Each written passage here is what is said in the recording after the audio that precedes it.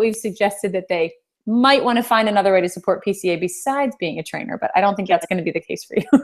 Gotcha. Yeah. Well, that's the thing too, because I've done teaching, so I'm like, this is not where I would like to be right now. It's not, my transition and stuff's not good, I'm sure, but I've literally kind of gone through once and that's about it. I'm not going to lie.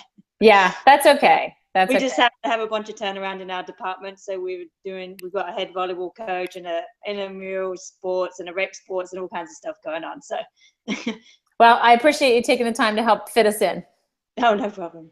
Now, do you want me to? My dog's like attached to me right now. I'm trying to pet him on the side. Oh, your dog. Leave me alone. And I just shut my door. I put my dog out there because usually my dog is barking as well. So. All right. Do you want me to bring up the PowerPoint for you, or can you see it there? No, okay. I do have that up. Okay, perfect. What portion of the workshop did you want to do?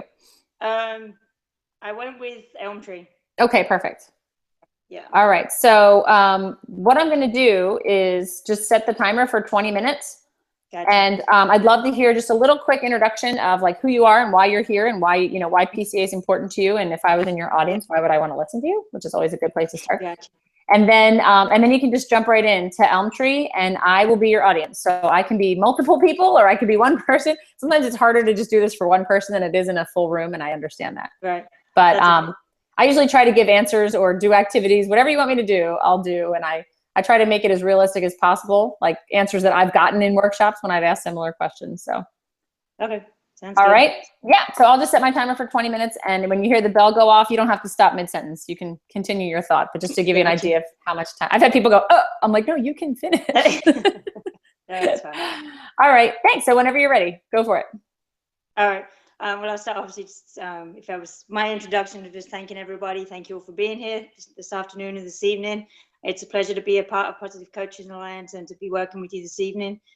This is going to be a valuable workshop. I encourage a really open learning environment because I think truly and honestly, we can all learn something from each other, me from you, and hopefully vice versa. I'm really looking forward to sharing my experiences and also hearing your experiences throughout this workshop this evening. So a little bit about me. I'm currently the head women's basketball coach at the University of California, Merced. If you haven't figured out by now already, I'm not from America. I'm originally from England. I came over here after high school. I went to high school in Kentucky for a year, blew out my knee, went home, did some coaching rehab, and then came back over to the US. I played for a junior college out in St. Louis and then transferred to a 4-year in Kansas City. And as soon as I was done with that, I was kind of doing some coaching and GA while I was doing my master's.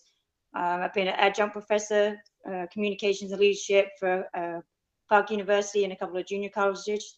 And really just made the transition into the college coaching field here. I've been actually coaching for over 15 years. It's kind of been my passion. Even while I was playing, I maintained coaching, whether it was volunteer with high schools, then getting into the college setting. So, and I'm going to say this now because I just thought about like your first hangout where you told us about the experience, but one guy didn't tell you all the experiences. And I was also a member of the England national team. I played through youth, through senior women's team. So retired obviously from that element now, but bring a diversity of international playing and coaching experience. And I've coached everybody from the little kids through the college students. So great. So what ages do you all coach, or do you coach? Currently, I'm coaching 8- and 9-year-old little girls, but I've coached everywhere from college basketball down to high school basketball and high school lacrosse. Okay. And then I'd kind of get a feel, just to kind of get a feel for the audience, for the room. So whether we have a variety or if we have similarities, we'll kind of focus on that and draw from each other's experiences in that regard. So, so let me ask you this though, since we're all sitting here, we're all coaches, but we're sitting in this classroom office, wherever we are. Why do you coach? Anybody want to share? I coach. Why you coach? Yeah, I think one of the main reasons that I started coaching right out of college is because I just couldn't leave the game after I played 2 sports in college, and I just didn't want to end it. So when the opportunity came up to coach in a college level, I was like, I'm in. Let me do it. And then I realized that my niche was really coaching high school. I really loved coaching the high school better than the college because there was a lot less pressure. But the high school girls they just needed a lot of confidence. So I felt like I was the kind of coach that could give them a lot of confidence. And then when my kids were born and I started coaching my own kids, I found it was much more difficult to coach the younger. I always thought it'd be easier to coach the younger kids. And I'm finding now that this is the youngest kids I've ever coached. And it was my most difficult season of all of them. Gotcha. Because and that's interesting. And it's interesting when you do the variety as well, because you do get those different elements with the little kids. A lot of the time it's that kind of focus, keeping their attention and fun, and while they try to learn a little bit of the skills. As well as you get through to the college, and there's a lot more, you kind of have some of the expectations and the knowledge of the game already. So for me, I have a passion for the game. Basketball was kind of my first love, and I love the game, and I want to share the game, and I want to teach the game. And throughout all levels, obviously for me, I felt most comfortable, and where I am now is in the college rankings. And for me, that's two, because one, we get to keep working on the mastery of their skills and develop them from where they are already from their high schools and club teams. But it's also because we have such a tight involvement, or I make sure I do in my program, with them developing into young ladies off the court too, making sure that we're doing community service, that they're taking care of their books, and they're becoming well-rounded individuals and learning kind of life lessons from the sport that they love too, since they're now pursuing it for another 4 years. It's a lot about that big picture. A lot of the time when people think about coaching, and we may have had one or two people say in the room, well, I coach because I want to win. It's not just the scoreboard winning that it's about. And that's really what PCA is about also. And this double goal coaching that we're talking about is realizing that it's not just the scoreboard, that there's a lot more that we can do, especially with youth development through sport. So before we really kind of get going to nitty gritty, thinking about your team, I want you to write down just one goal for your team this season. Okay. And I'll give you a couple of minutes to do that.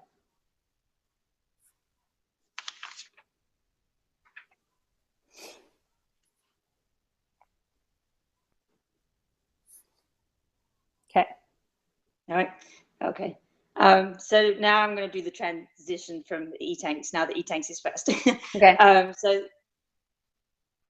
discussed already, but again, the elm tree is first in the book that you have right now, right? It's that way around. It's first in the book. So the book's in a little bit of a different order as PCA's developed it, and we reviewed material, and the boards have got together. We've kind of rearranged just the presentation of the material, but this is still in your books. It's in the first two chapters. So we're going to transition now from E-Tanks. We've just spent some time talking about the emotional tank.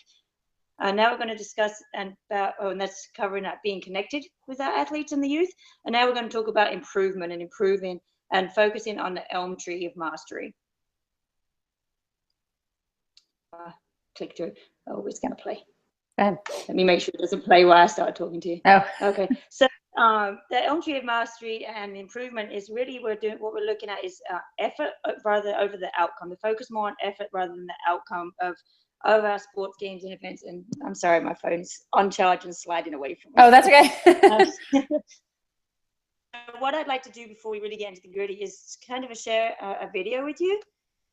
It's Praising Effort Over Talent, and it's by Carol Dweck, who's a professor of psychology at Stanford University, and she's also on the advisory board. She is a leader in the field, continues to update her research and do publications. So we're going to take a minute to watch this short video. And while you do that, if you want to write down or just think mentally of something, what kind of stands out to you? What grasps your attention or is important to you from this video? Okay. You don't have to play it. Yep, I've already seen it. Yeah, I'm just moving on. Yep. I had to go back. So what stood out to you with this video? I think what surprised me the most is when she said that many coaches think it's obvious that their coaches value practice and effort. And I was one of those coaches that was thinking as I was watching it, like, of course I value practice and effort. But when I think about what do I intentionally do to show that to my players, there's probably some players that don't think that. Yeah. And that's a good point too, is that we do sometimes, a lot of the time we assume that they know that we value their effort, that's just a given. And sometimes the student athletes, they're not aware, or they don't realize, and they think that maybe your focus is just on the winning, or that you made the basket or you made the goal, and not necessarily that you tried hard to do that. For me, I can even think of one of my freshmen that came in this year. Hi, Sherman. How you doing? Your volume's on. Yeah, there we go. So this is Sarah. She's in the middle of her demonstration. So go ahead. That's okay. So for me, one of our freshmen this year is kind of a prime example that chops into my head of that effort element. She's 6 foot. She was the tallest girl on our high school team, and she got away with just going through the motions. And so when she came to my program and the focus on effort and the hard work and the intensity level changing, I had to sit down with her and talk to her and let her know that, look, I don't think you're putting in as much effort as you can in these drills. I think you can push yourself harder and you're going to improve when you do that. And at the end of that conversation, she even sat down and said to me, yeah, coach, you're right. I've seen other girls work harder, and I've never had anyone push me or really thought about having to try that hard. So again, as you said, we assume that we do that, but are our players always aware that that is our focus, is on their effort rather than on another element? So also, I'm sure you can all think of in the variety of sports that you'll coach of a time where maybe you won a game, but your effort was really poor, and you go, it was a win, but we're not really happy with the way we performed. Or on the flip side, where you may have lost the game, but you're really proud of the way your team played because they worked really hard. They hustled at every loose ball. They were the first to on the court, off the court, to the floor, whatever the situation was for your game. So sometimes that's where it's evident that it's not always that scoreboard that's the most important element. Is that effort factor and the growth that our athletes are going through. So as we continue on, I want you to take a minute to think, how do we get our athletes to believe that they can get better? So we just spoke about that for any of our youth, for any ages, is what is it that we can do to help them realize that they can get better and that they are able to improve their game no matter how old they are? What are your thoughts? What are maybe some things that you guys do to help your athletes believe that they can improve?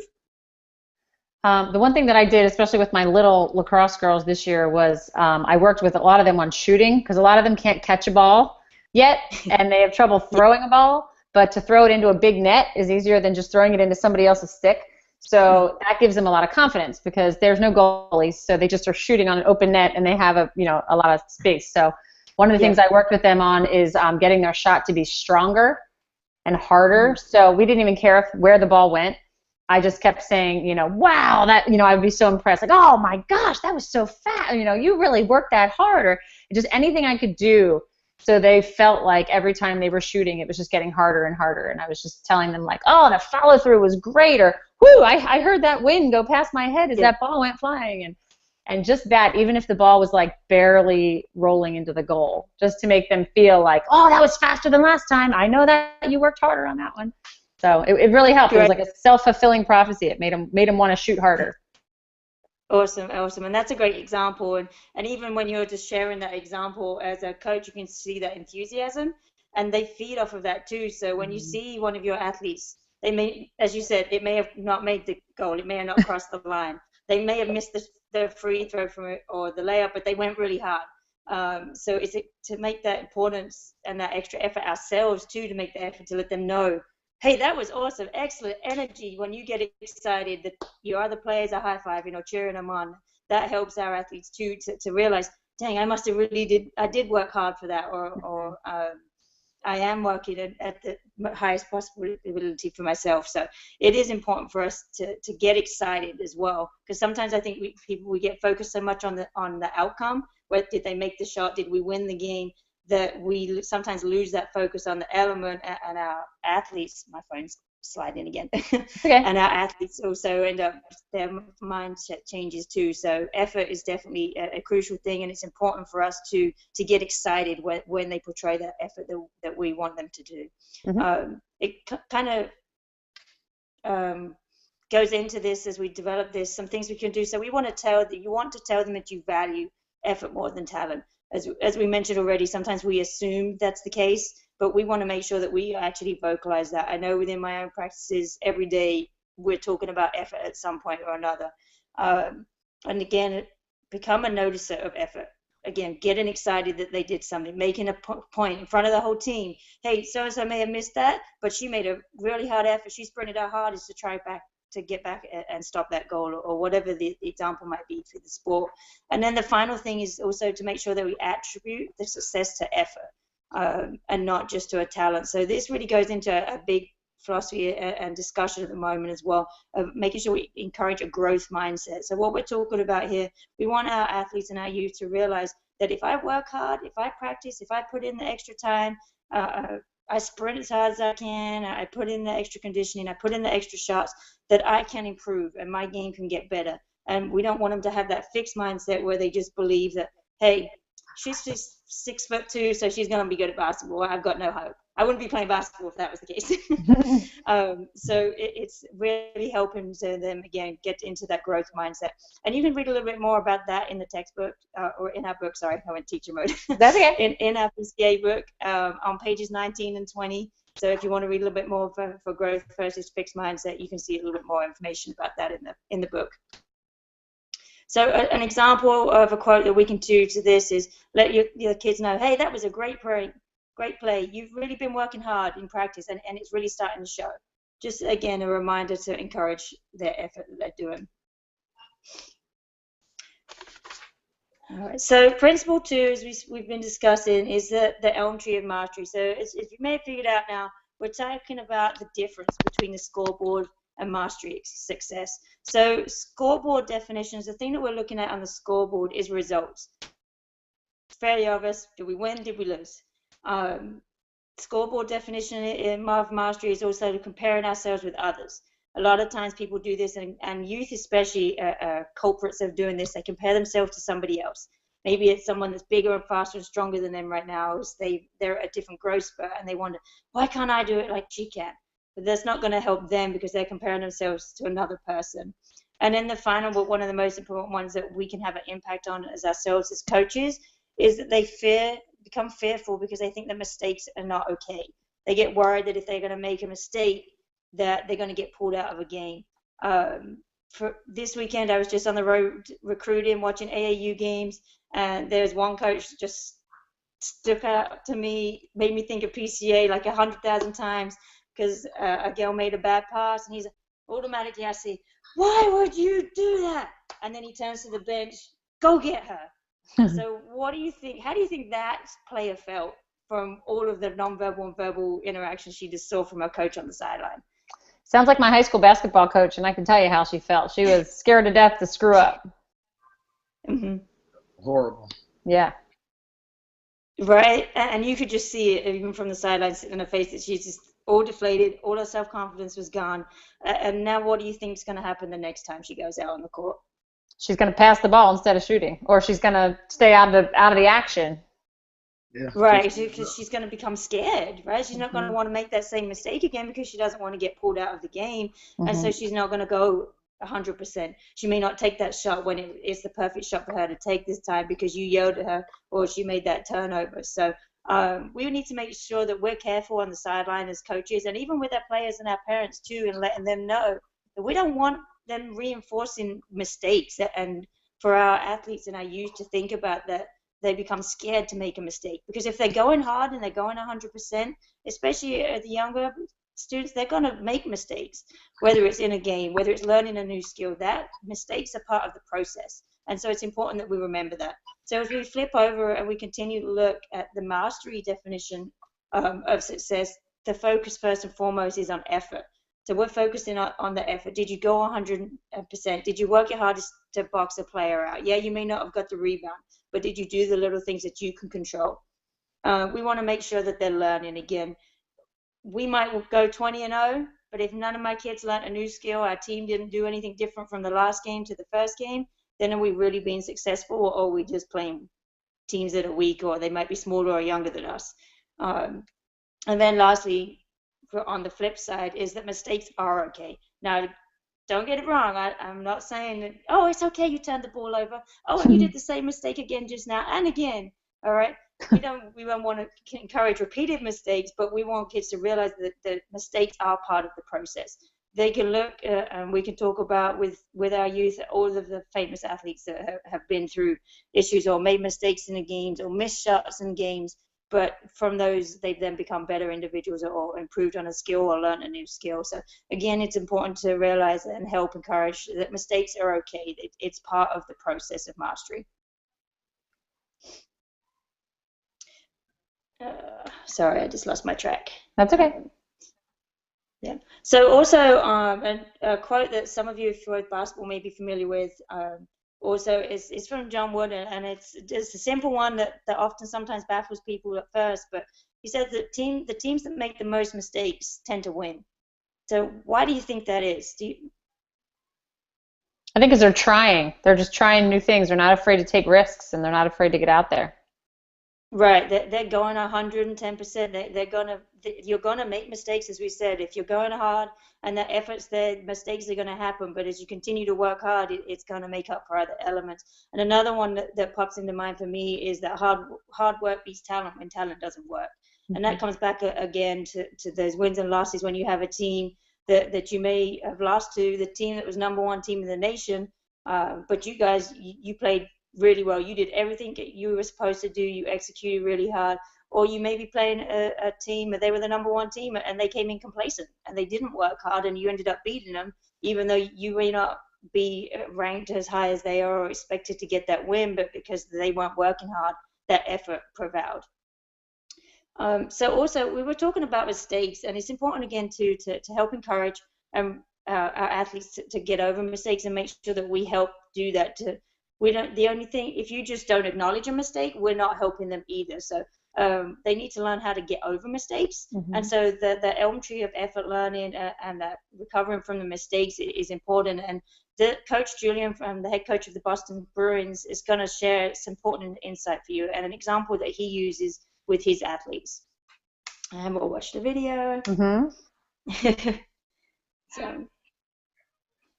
So the release and reload. What did you guys think of that? We lost Kelly. I better wait for Kelly.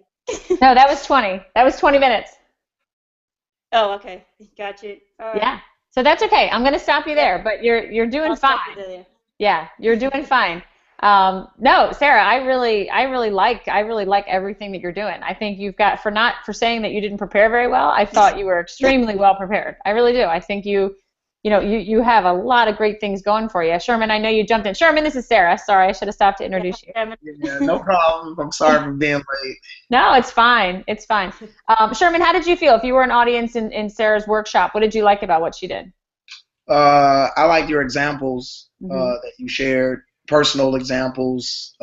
Like when I first got on, examples of, like just you kind of painted a clear picture of some coaches, how they just go off the handle sometimes. Mm-hmm. Trying to get an athlete to do what they want to do. So you do a real good job of, I guess, helping us get a visual of what that looks like.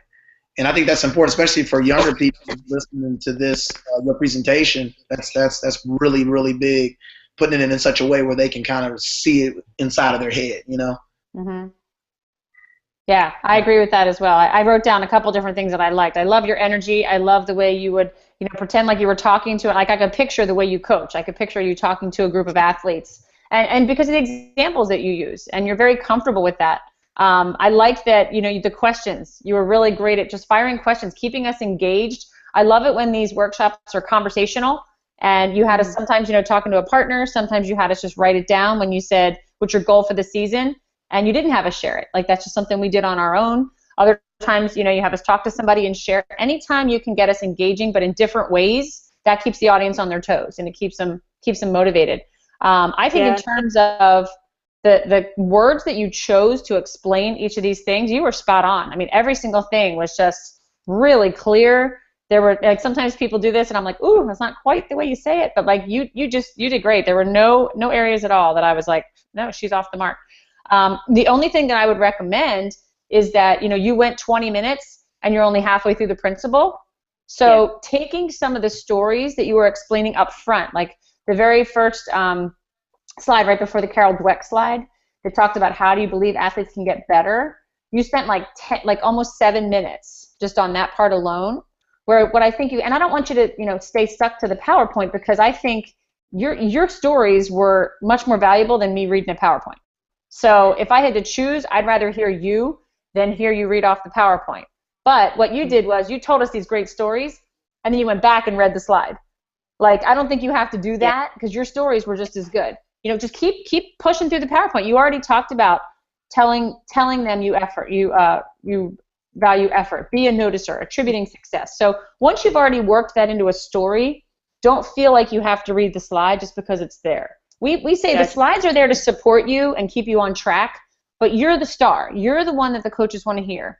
And I've had workshops before where I've told a story and then I'm like, I'll just click right through that slide. Like, I don't need to mention it. They help so you don't forget, and they are good to be a visual, especially the one that has the chart of like scoreboard versus mastery. I think that's a really good chart.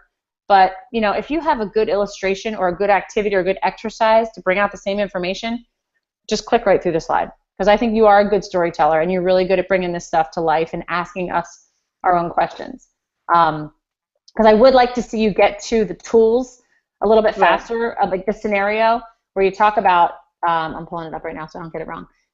About the team playing tentatively, and I think when you get into the tools of that, when you said the first thing says on one of the slides, it says like assertive, aggressive play comes when there's no fear of mistakes.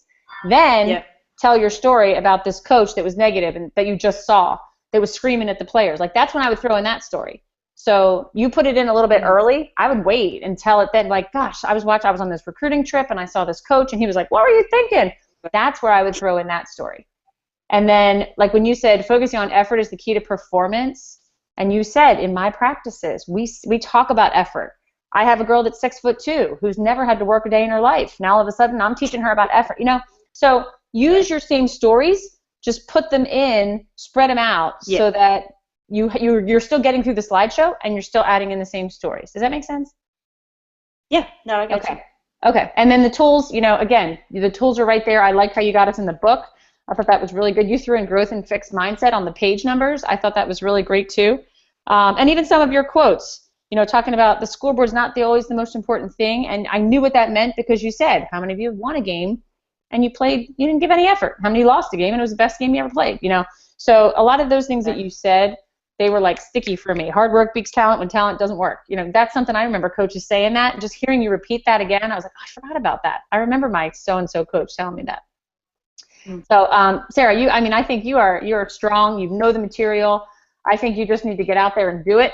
And you just need to work on, the pace, keeping it going a little bit quicker, and just deciding when to tell which stories when. And I thought you did a fantastic job. Thanks. Yeah. And just to let you know, too, just for both of you, this new PowerPoint is coming out on Friday. This is going to be sent out to all the trainers throughout the whole country on Friday. And you guys have actually seen more of it than they have because they haven't really gotten it yet. But we have a brand new version. It's the same PowerPoint, but we have the graphics matching our website now. And some of the videos have changed. So the Claude Julien video we actually took out. We were a little concerned. Somebody voiced the concern about the sensitivity of release and reload is gun references. And in light of the gun situations that have been going on recently in the news, we decided to take those out. So there's a Curtis Granderson video that we're using from the Mets, and he talks about the mistake ritual that he uses.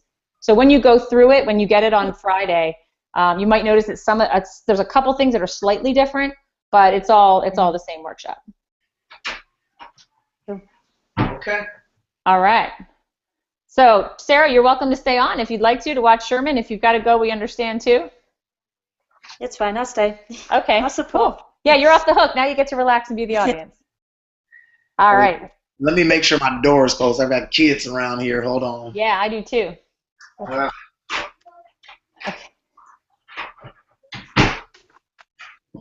All right. I had a lady do this one time with her 2-year-old sitting on her lap because she couldn't get her daughter to stop crying. And she's like, is this okay? He's really quiet as long as he's sitting on my lap. I'm like, that's fine. You can sit right there. Oh, my gosh. I got a quick question for you because I'm going to do the E-Tank. Yep. Now, there's a video in the E-Tank with Phil Jackson. Yeah. Now, am I going to play that and let that go through? You don't have to. I mean, we already saw it, so you don't necessarily have to play that. Yeah. Okay. All right. No problem. And also, so the order of it is just go through an introduction of myself and then. Yep. Okay. All right. Do you need to see the PowerPoint from me, or are you good? You have it there to be able to see it? I've got it on the side here. Okay, cool. That's great. Yeah, so whenever you're ready, as I said, I'll set it for 20. You've got two big audience members. Sounds good. All right. Hello. My name is Sherman Armstrong, and I've been a coach for nearly 20 years. But I didn't just jump into coaching. I started out actually as an athlete, and I was a thin, wiry kid from the south side of Chicago who used athletics as a vehicle to help me to stay out of trouble, keep my nose clean, and do something productive so I can get out of my environment, which was, a very harsh environment. And for me, athletics paved the way for me as a person, and it had given me many opportunities. I've traveled across the world. I've trained and competed against some of the best athletes in the world. And through athletics, I was able to really leave my print when it came to sports and when it came to athletics. And I was an athlete at the University of Illinois, and it was there where I earned 9 Big Ten championship honors. I was a 4-time NCAA All-American, and I qualified for the Olympic trials twice in the finals. And actually, in the year 2000, I was the only collegiate athlete to compete in the Olympic trial finals. Everyone else were professionals. Simply put, some of the things that I've accomplished may be some of the things that you might want to accomplish yourself one day, or as a coach, some of the things that you may want your athletes to accomplish one day. But my journey was a very steep journey. It was filled with trials and tribulations, lots of ups and downs. And it took a lot of hard work. It took effort. It took thick skin. It took me being able to stand tall when all others seemed to be against me.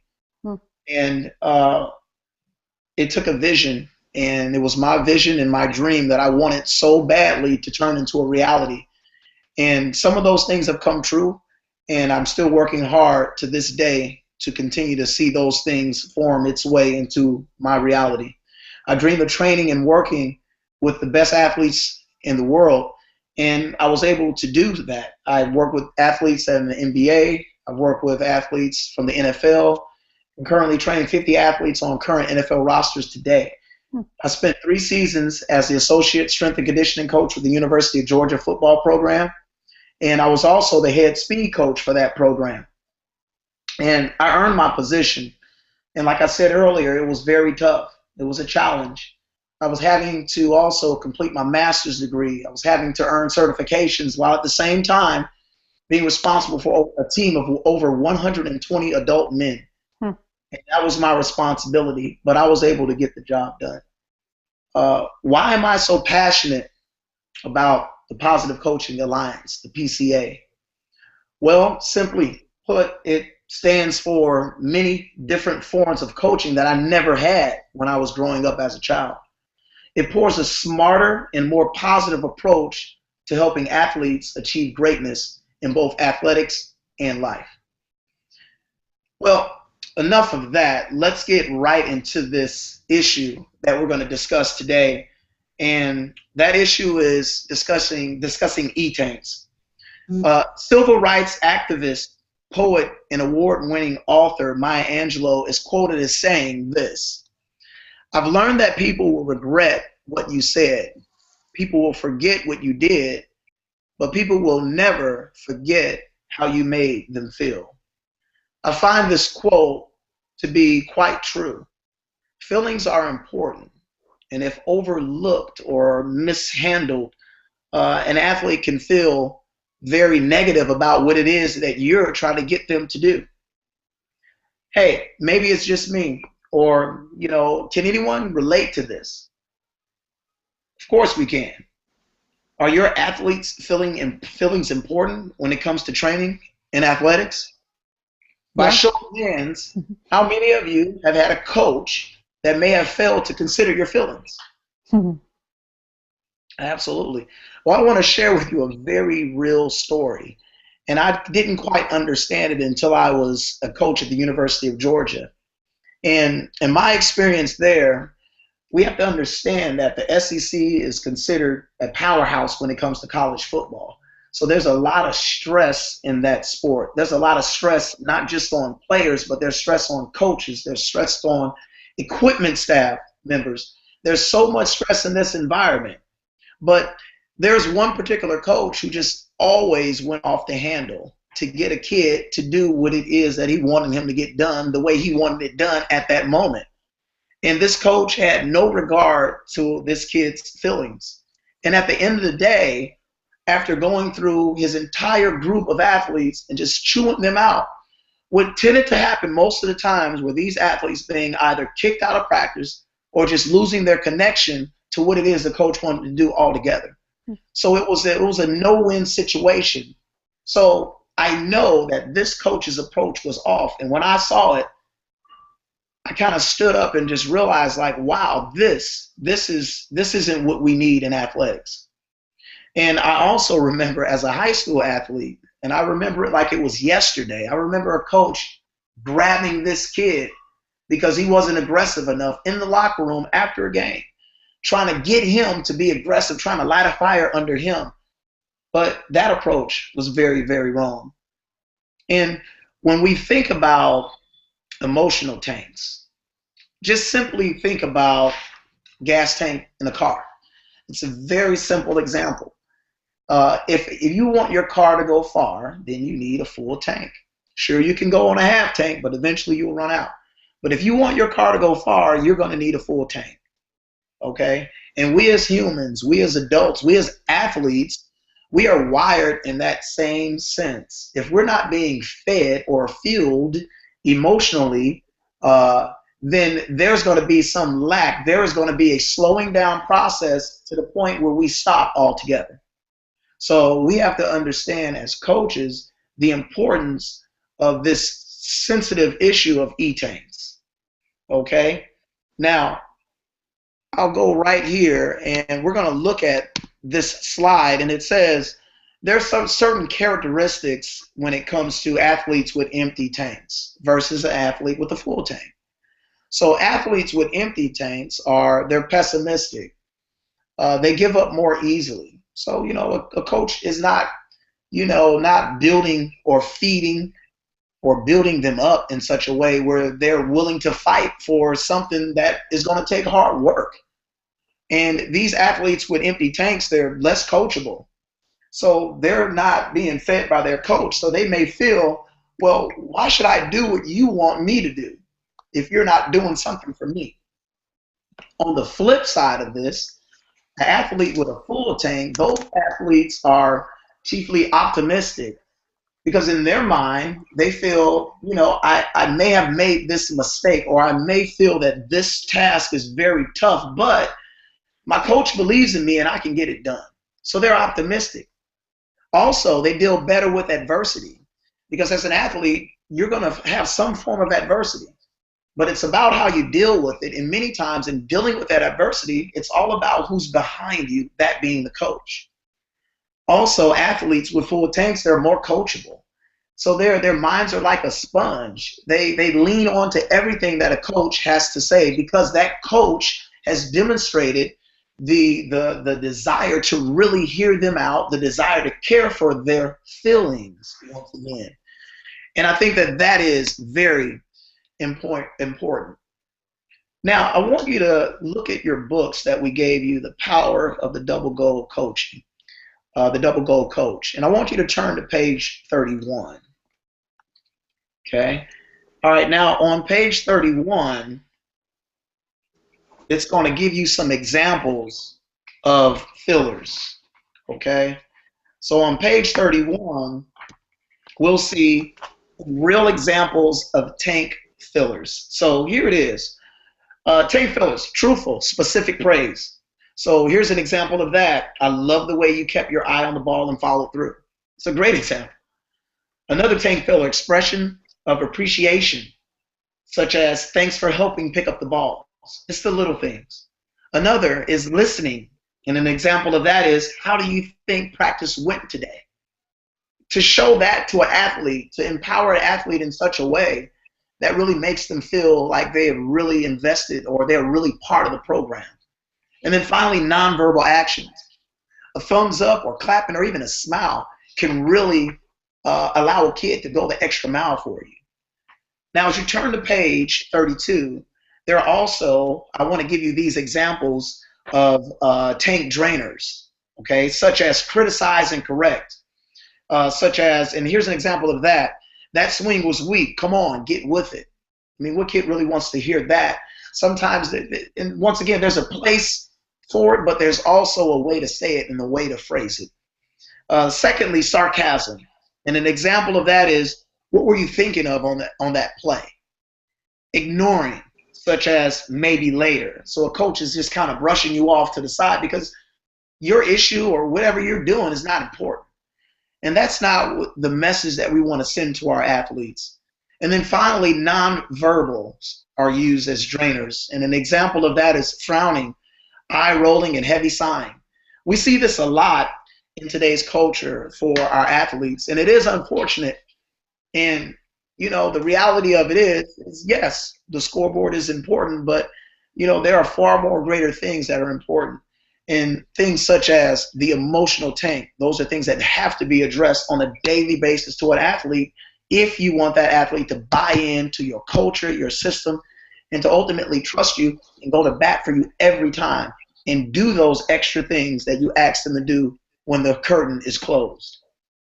Now, we went through that pretty smoothly. I want to roll into, I've got another example, and this is a great example because, as I mentioned, I was a coach at the University of Georgia for the football program, but my wife was also the coach for the track and field program.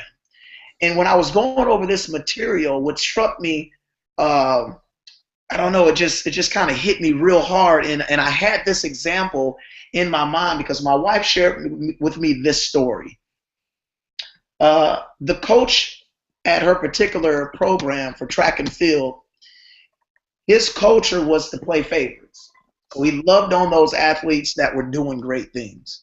But the other athletes that really didn't contribute much, he kind of ignored them. And their E-tanks were left. There were empty E-tanks all around that program. And those empty tanks eventually caused problems.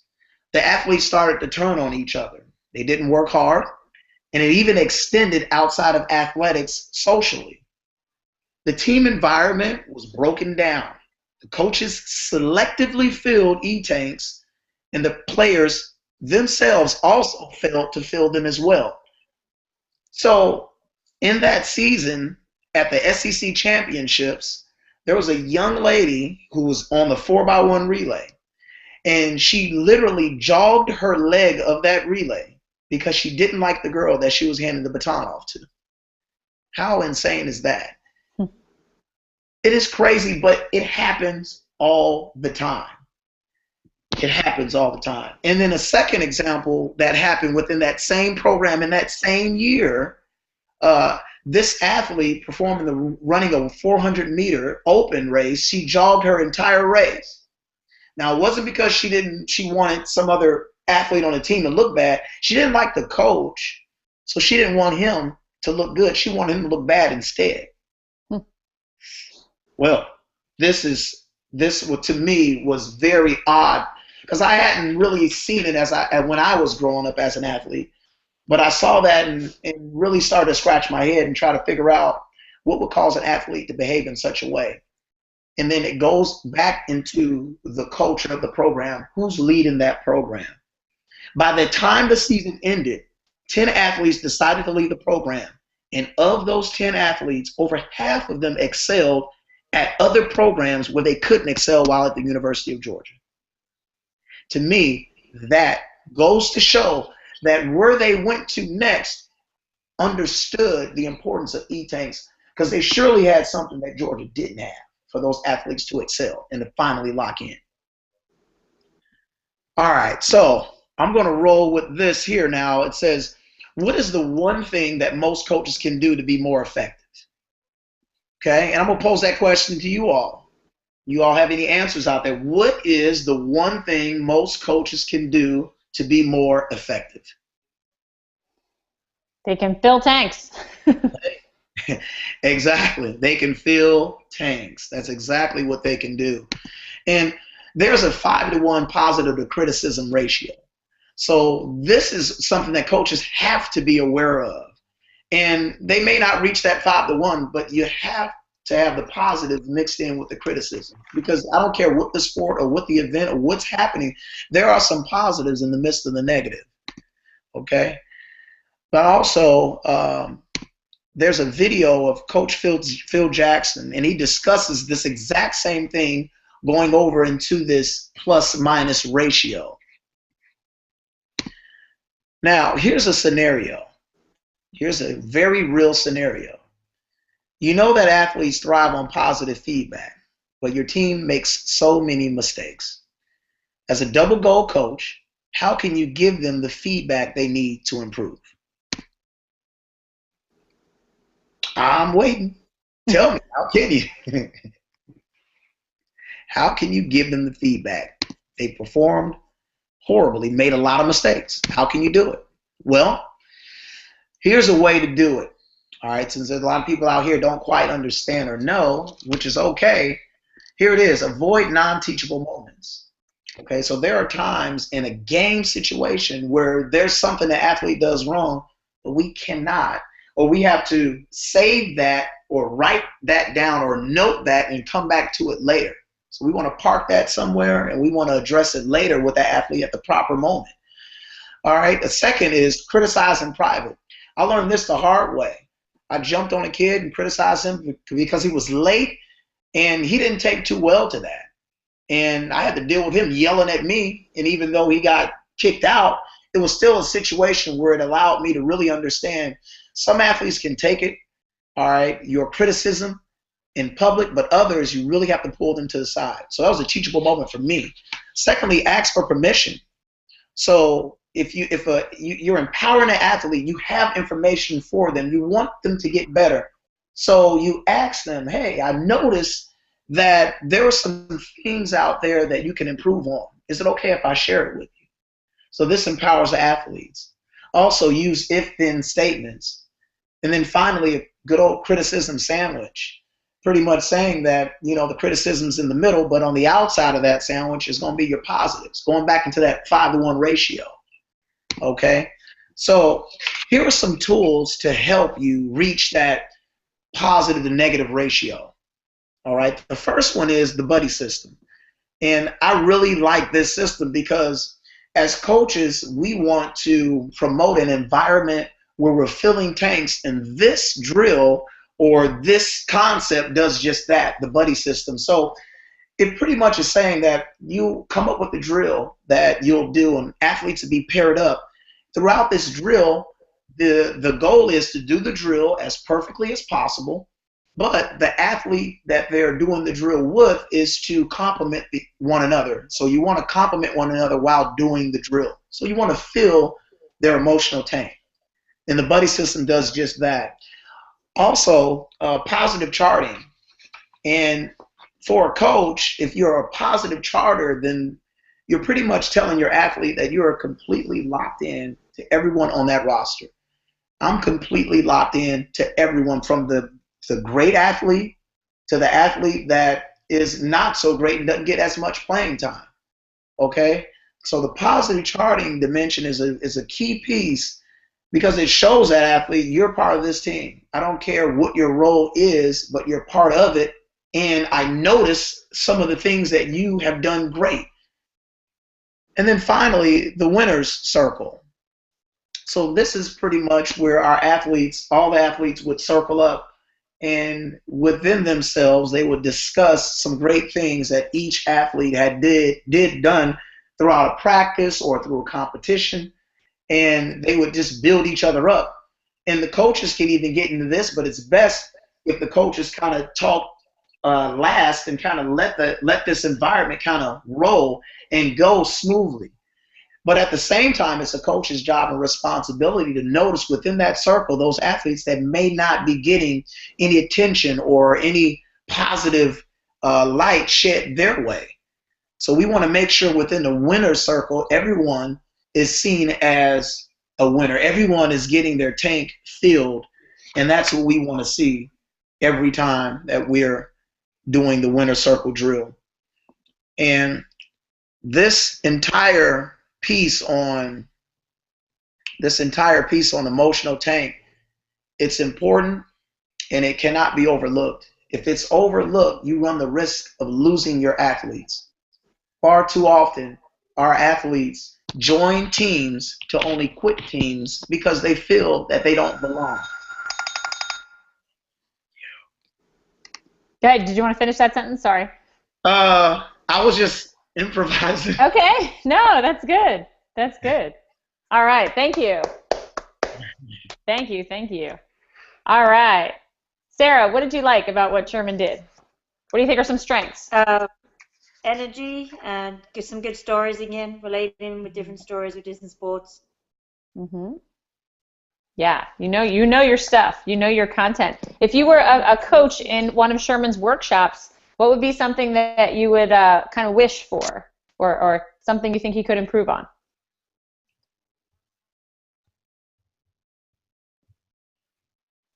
Can you hear me? Can you guys hear me? I can hear you. Hello? Okay. Sarah, if you had one wish, if you had something that Sherman could improve on, if he was giving this workshop to you as a coach, what would it be? Possibly to get us involved a little more. Mm-hmm. So To get our involvement a little bit more. Say it again, Sarah.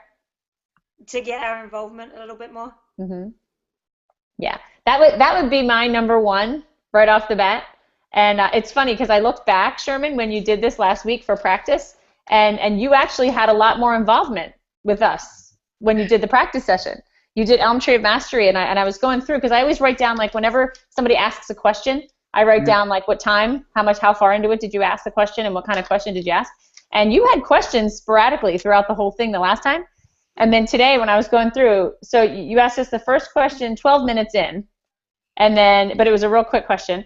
And then the last question was just when you did the scenario at 16 minutes in, and you asked us the question, and then what'd you do?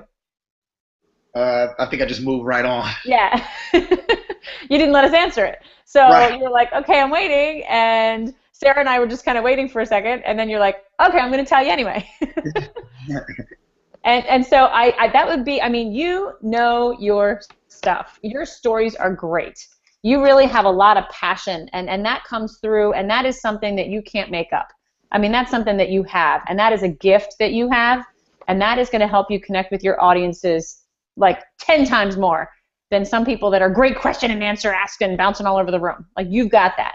That's in your court. Your stories about where you came from and what sports did for you. I mean, that tugs on your heart. I can see the value of sports right there and what it's done for a kid like you, and how, a kid from the south side of Chicago is, ended up coaching at a university. I mean, that shows what kind of drive that you had.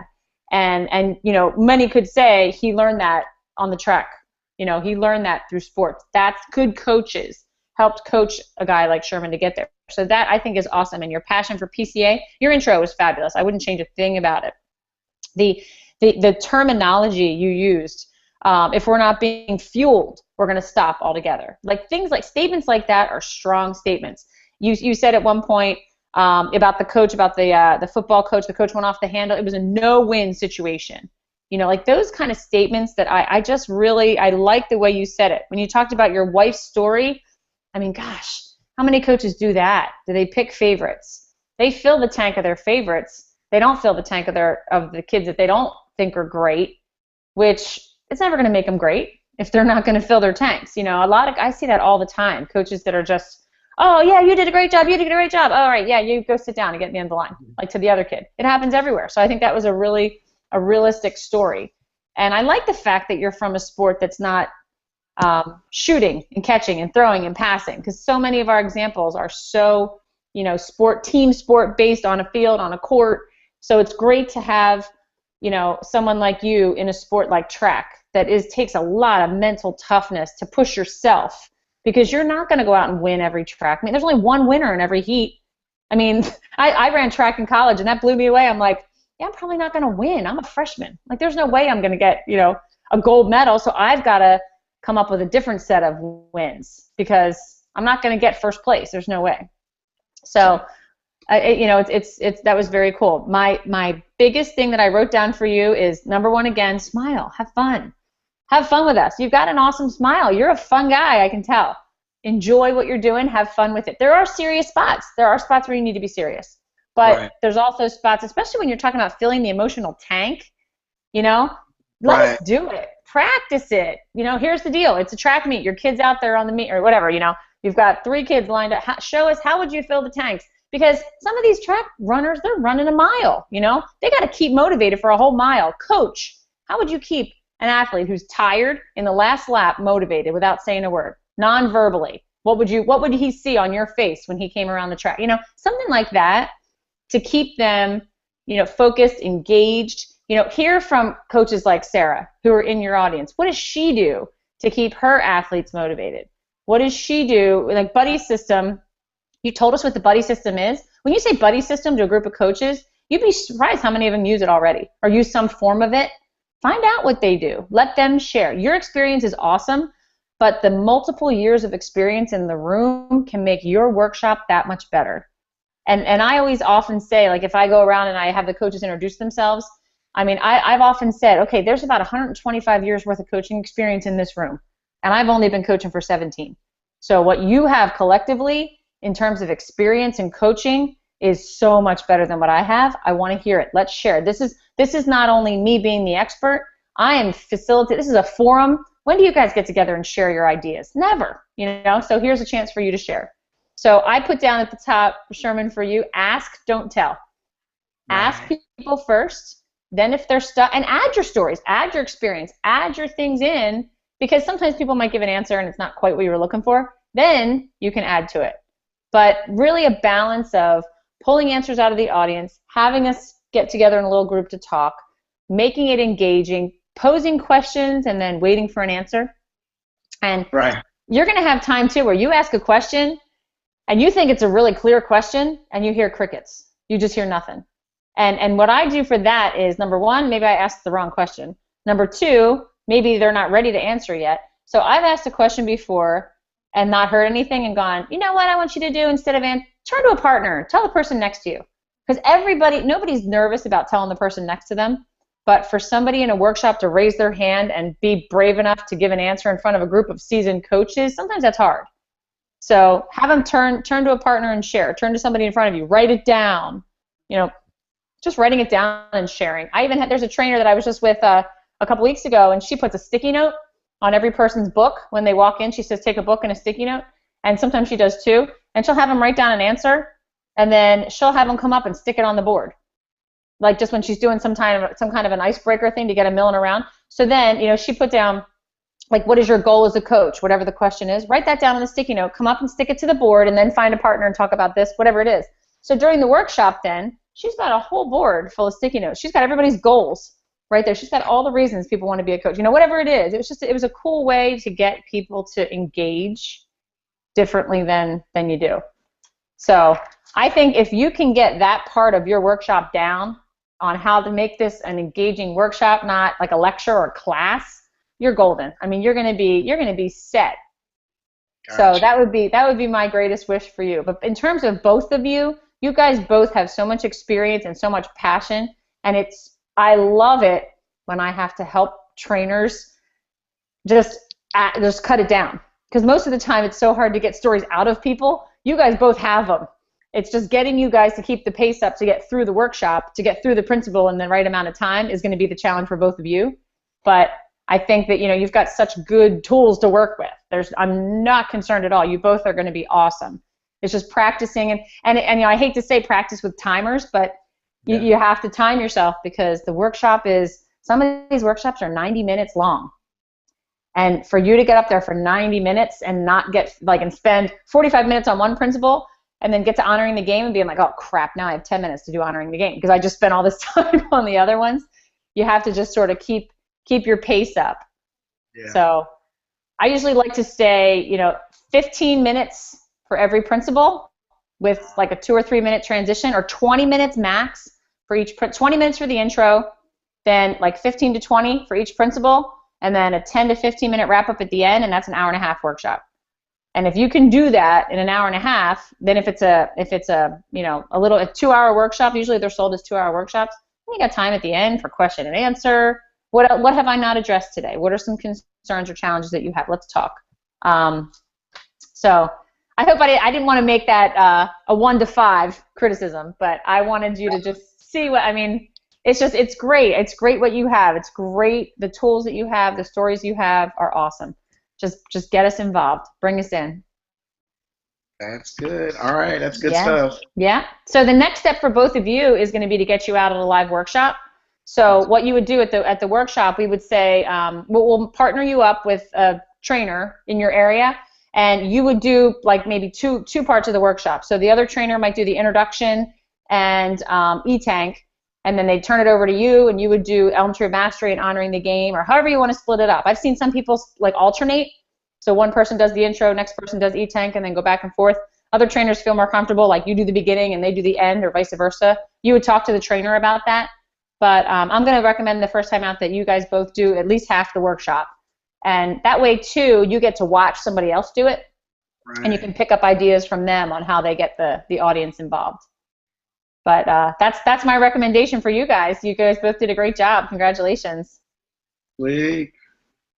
Thanks. Yeah, so I'll follow up with an email, and you'll have all the information that you need to know. And Sonia DeWitt is our trainer manager, and she'll talk to you sort of about logistics and how you can find out when those workshops are and if they work. The nice thing about PCA is we tell you when the workshops are, and if it fits your schedule, you jump in. If it doesn't, you just wait till another one comes along. So you apply for workshops that work for you or that you might want to do, but just applying for a workshop doesn't necessarily mean that you're going to be the one to do it.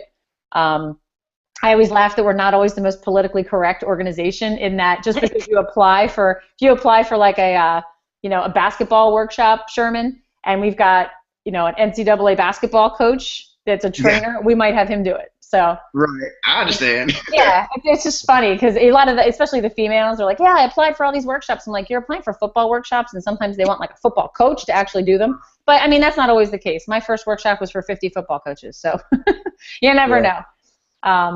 But yeah, so that's the next step. Do you guys have any questions for me? Not really. Okay. Well, if you do, I follow all new trainers all the way through until you are certified and ready to go out and do this on your own. So if you guys ever have questions or want to run things by me, or say, I've had people come and say, hey, I'm doing my first workshop tomorrow. Can we get on a hangout so I can just practice it with you first? Like I'm open for that. Anything you guys need for that. So just let me know. I've had people have also said, can I do this again just to show you my pace is better? I'm like, yeah, if you want to do that, that's great too. So now, quickly, the E-Tank, is that more geared to coaches?